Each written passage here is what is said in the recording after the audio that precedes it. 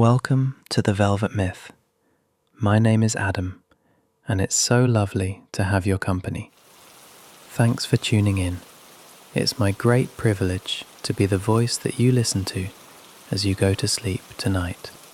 I do hope you enjoy listening as much as I enjoyed recording all of these stories. And I'd really love for all of you, our wonderful community, to let me know if you like the stories that I've prepared. So, when you wake up tomorrow morning, it would mean a lot if you could pop back here and leave a comment of gratitude for me. Now, before we get started, make sure you're lying comfortably. Relax your shoulders, your jaw, your whole body, and enjoy a couple of deep, soothing breaths, drawing the air in and gently releasing it back out. Now you can simply relax and listen along for as much time as you like, knowing you can drift off whenever you are ready. So, let's begin. Somewhere high in the mountains, far above the noise of the world below, there is a place that most people will never find. A place where ancient stone walls hold centuries of silence, where candlelight flickers behind wooden shutters, and where the rain falls so softly it feels like the sky itself is whispering. Tonight, you are going to find it. Close your eyes for just a moment and imagine the mountain. Not the sharp, aggressive peaks you might picture in daylight, bold and exposed and demanding attention. No, this mountain is different at night. At night it becomes something gentler, a quiet giant wrapped in cloud and darkness, breathing slowly, keeping its secrets tucked beneath layers of mist.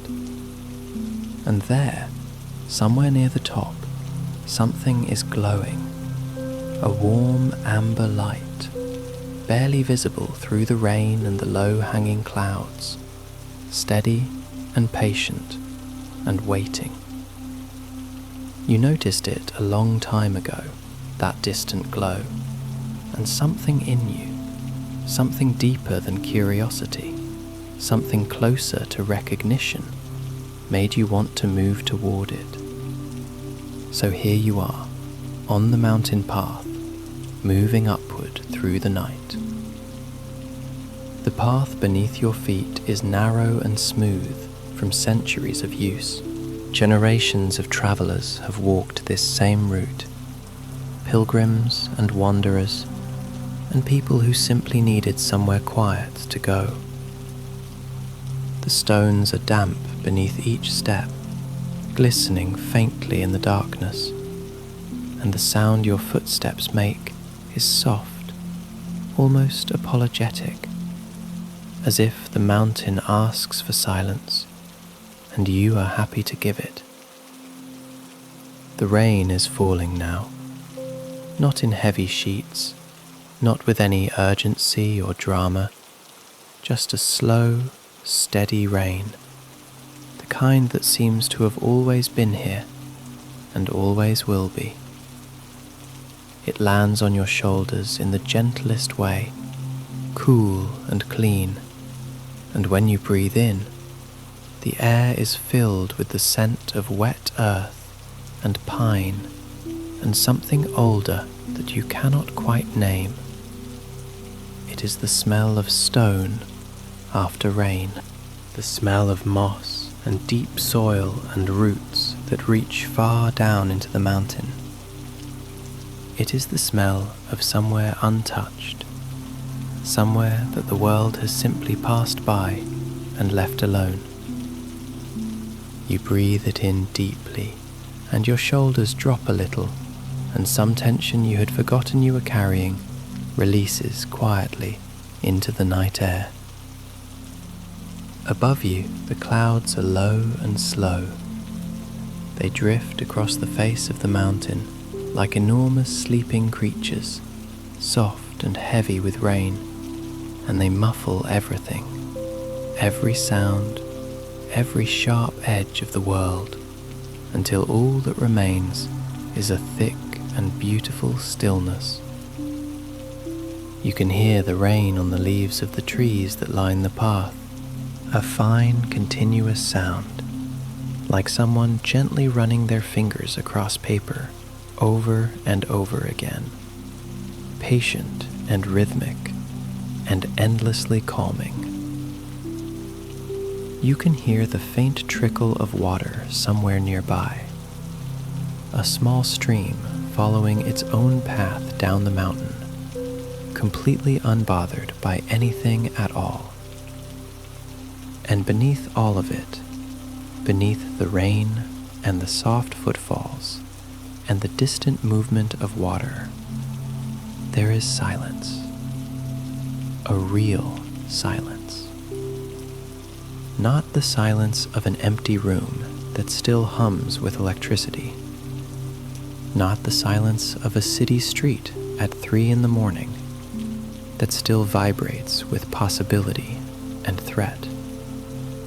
This is mountain silence, ancient, full, and deeply reassuring. A silence that has been here longer than any living thing and will remain long after.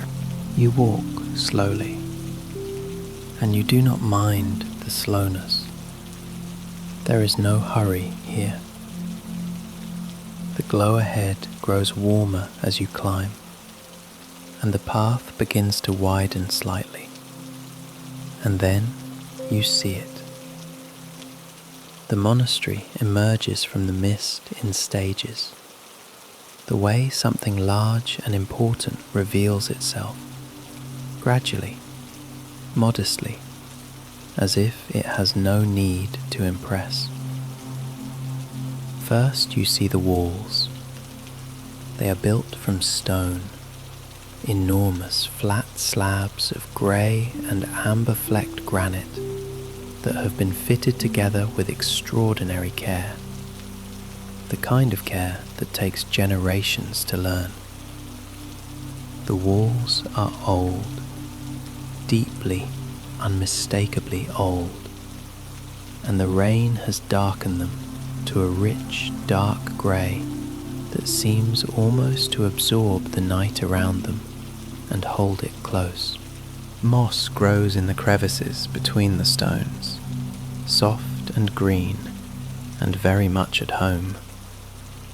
And here and there a small plant has found its footing, roots worked deep into ancient mortar, living its quiet life completely undisturbed. These walls have seen centuries of rain exactly like this. They are entirely unbothered by it. And standing before those walls, looking up at the sheer, patient weight of them, you feel something shift inside you.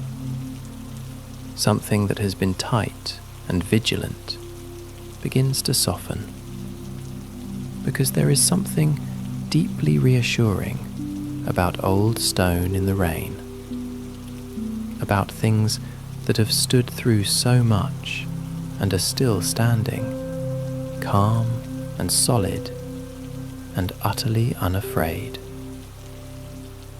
The gate is made of heavy wood, darkened with age and polished smooth by time and hands, arched at the top with an elegance that feels both deliberate and unhurried. A shallow roof extends above it, a sheltered overhang of curved clay tiles from which the rain drips in a steady, musical line, landing in a small puddle on the stone below, with a sound like the gentlest percussion you have ever heard. You step beneath this overhang, and immediately the sound of rain changes around you. It becomes something you are listening to, rather than something happening to you. And the shift is extraordinary. A sudden sense of shelter, of being held, of the world arranged kindly around your body. The candlelight you could see from so far down the mountain is closer now, warm and amber-toned, glowing through the gaps in wooden shutters on the windows flanking the gate, pressing outward into the wet night like an invitation written in light. There is no sound of the city here, no traffic, no voices raised in urgency, no notifications, no machinery, no distant sirens or the low-grade hum of a world that never truly rests. There is only the rain, the stone, the soft percussion of water on tiles above your head, and that warm, unwavering light.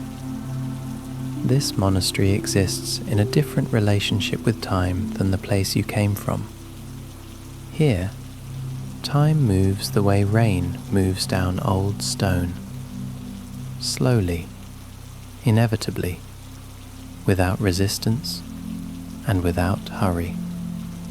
Nothing here needs to happen faster than it naturally wants to happen.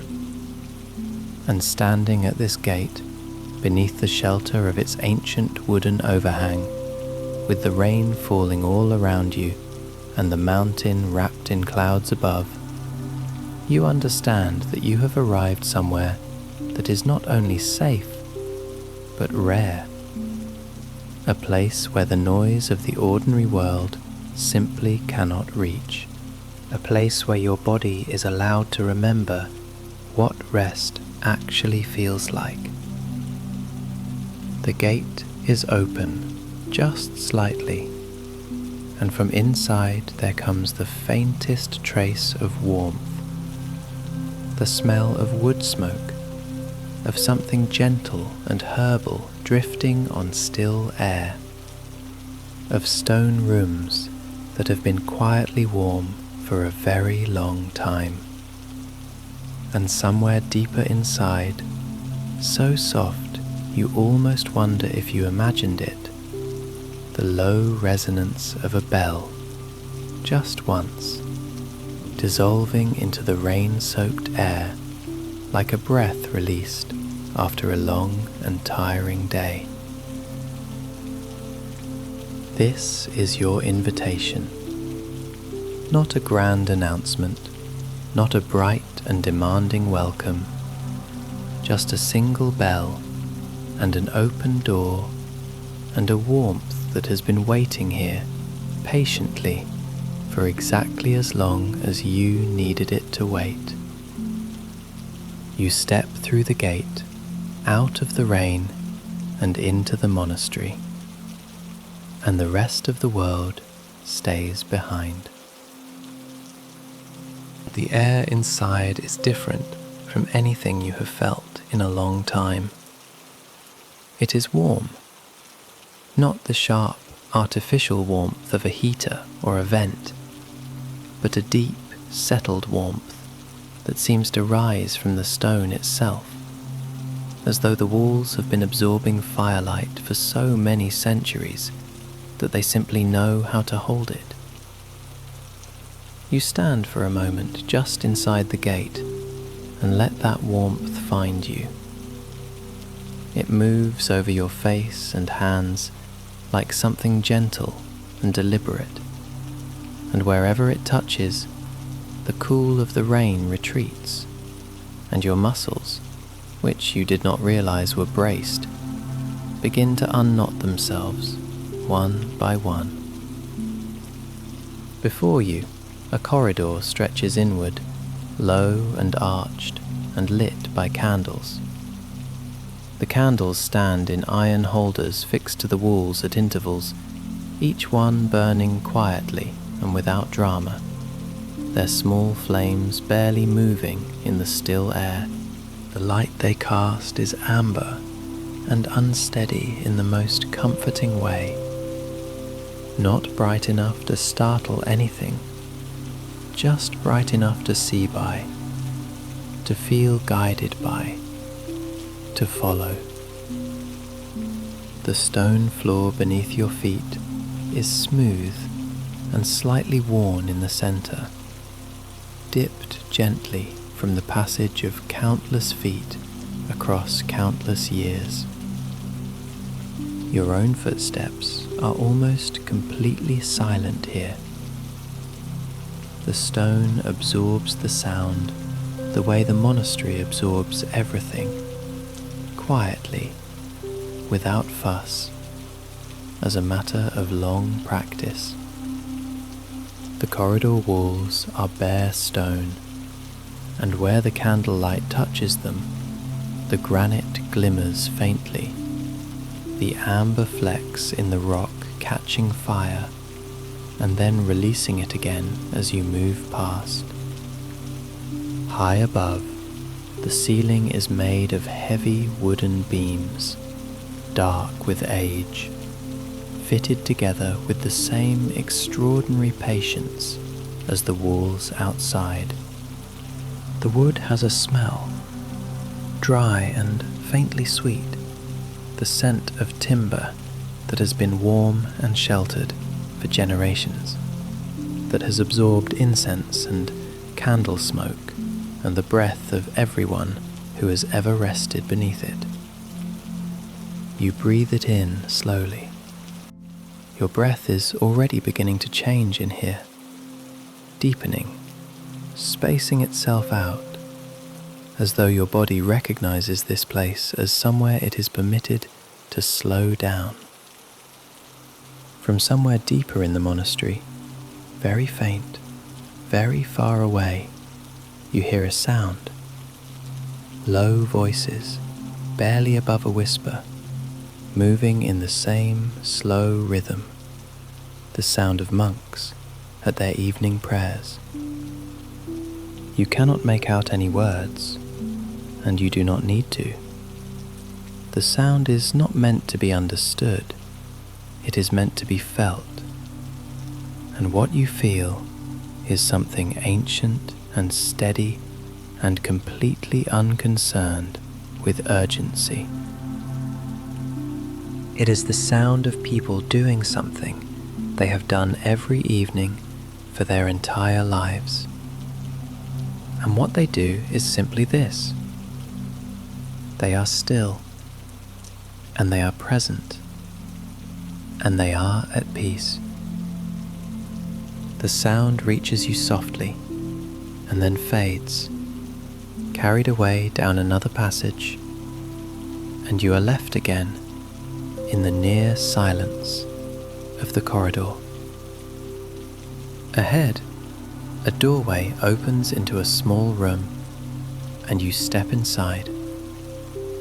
There is a fireplace here, built deep into the stone wall, and a fire is burning in it.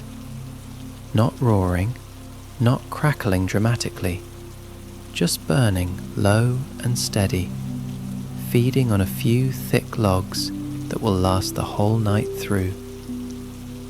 The firelight fills the room with a warmth that has colour to it, a rich, shifting amber gold that moves slowly across the walls and ceiling and makes everything it touches feel close and safe and chosen.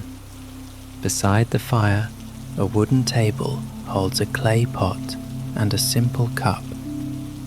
Steam rises from the pot in a thin, unhurried thread, and the smell that comes with it is soft and herbal, something floral and faintly green, chamomile perhaps, or something older and more particular to this mountain, some plant gathered from the slopes nearby and dried with care. You pour the tea slowly and wrap both hands around the cup, and for a moment you simply hold it. The warmth travels from the cup through your palms and up your arms and settles somewhere in your chest, and you feel yourself exhale in a way that seems to have been waiting to happen for a long time. From the corridor outside the room, you hear the softest sound. Careful footsteps on stone, unhurried and deliberate. The footsteps of someone who has learned that moving slowly is not a loss of time, but a kind of offering. A figure passes the doorway, a monk carrying a small candle, head slightly bowed, moving through the monastery as though walking itself is a form of practice, something to be done with full attention and great gentleness. The footsteps recede and the silence settles back into place. And then, from somewhere above, from the bell tower you saw briefly through the mist as you arrived, a bell sounds. Once, low and full and resonant, the kind of sound that does not stop when the bell stops moving, but continues outward in all directions, growing thinner and thinner until it dissolves completely into the rain outside. One bell, marking the hour, marking the turning of the evening toward night, and then nothing. And in the nothing that follows, the rain. You can hear it clearly now, because the monastery lets you hear it safely. It falls on the roof tiles above with a soft, continuous rush, and it falls in the courtyard just beyond the window in a heavier patter, and it runs down the stone walls in rivulets that you can hear if you listen. 100 tiny rivers finding their way home. Outside, the storm continues, dark and cold and indifferent. And in here, the fire burns, and the tea steams, and the stone holds its warmth. And the contrast between those two realities is so profound, so quietly extraordinary, that it feels almost like a gift. A passageway leads from this room to a smaller one beyond, and you carry your tea with you and follow it. The room you enter is simple in the way that only things made with great intention can be simple.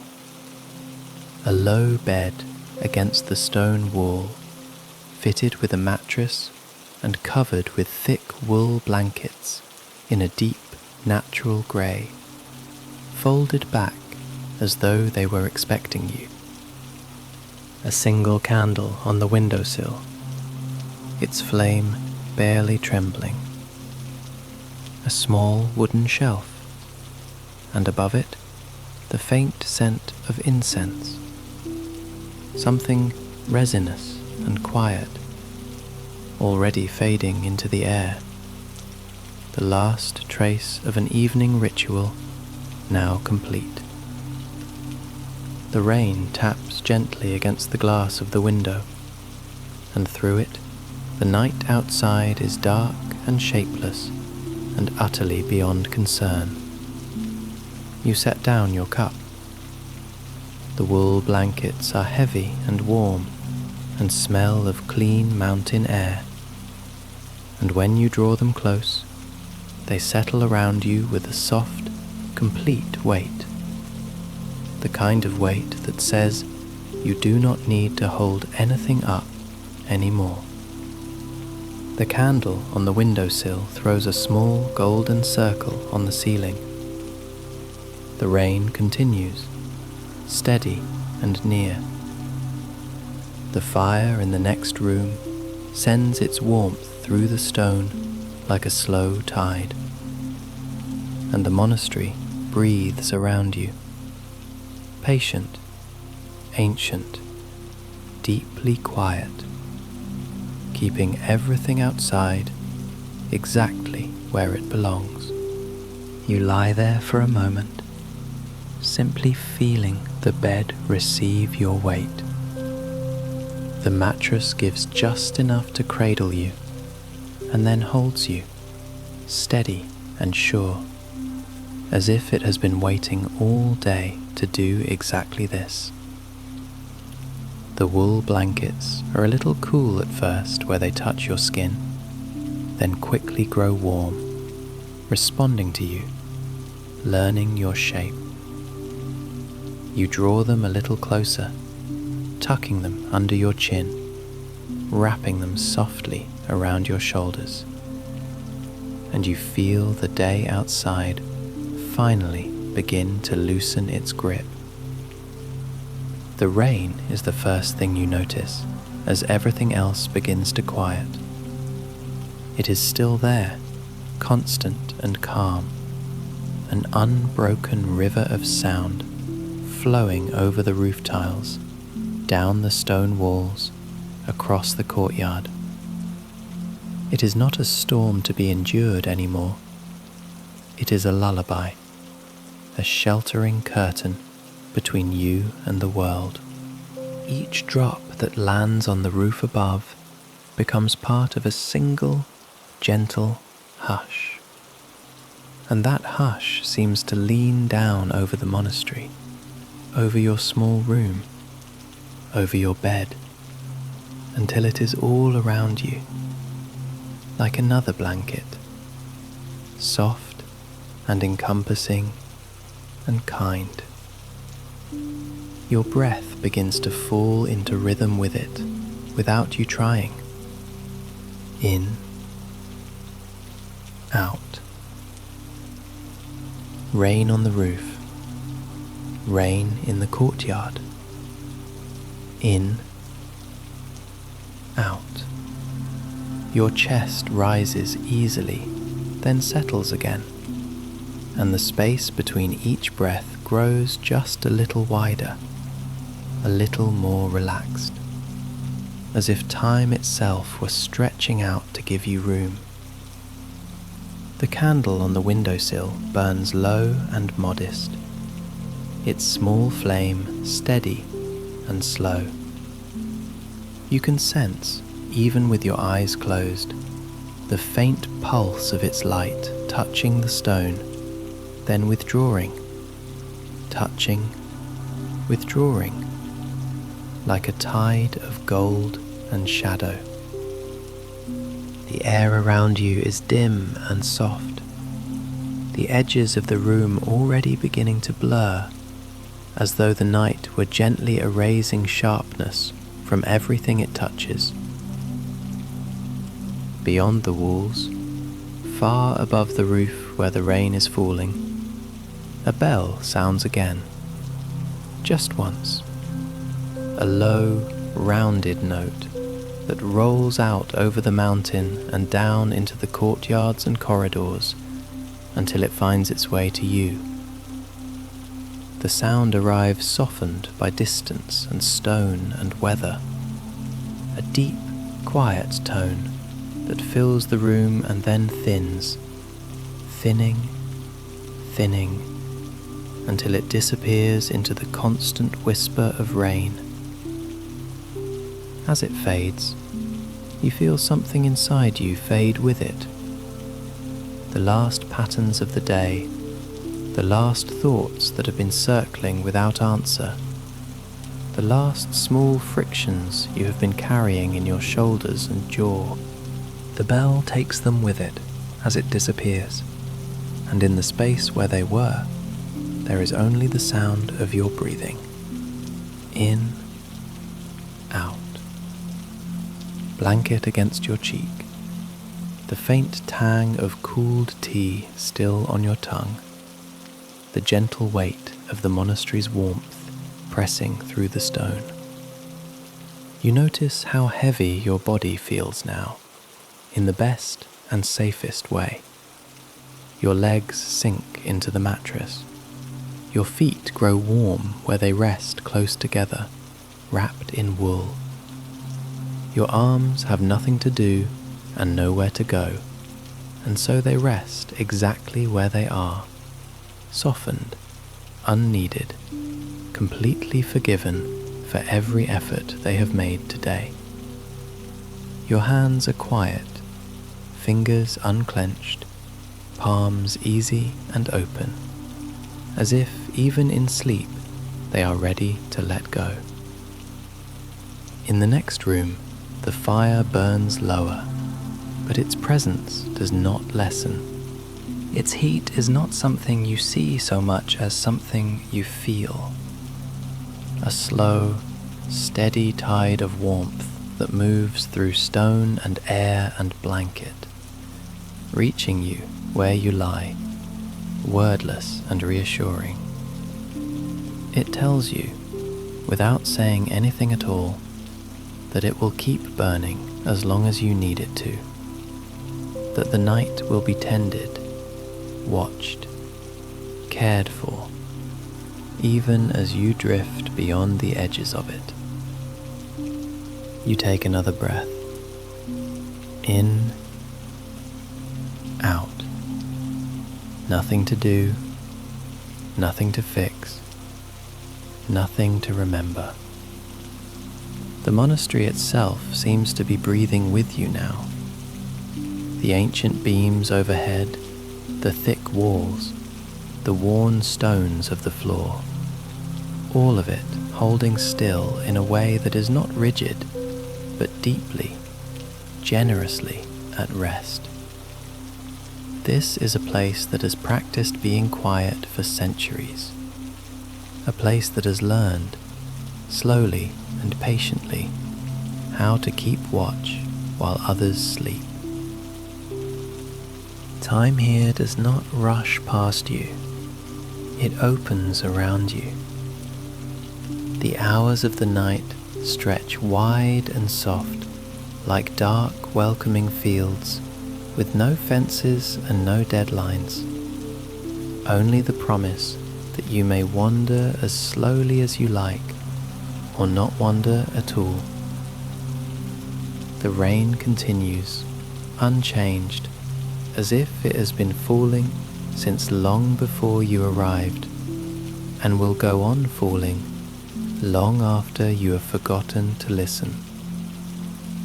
It is comforting, this sense that the world does not need you to stay awake to keep turning. You can let go. You can allow everything beyond these stone walls to move on without you for a while. Inside your blankets, the air grows warmer, your own breathing turning it into a small private climate of safety. You feel the softness of the pillow beneath your head, the gentle support it offers to the back of your neck, the base of your skull. Your jaw loosens, your tongue rests.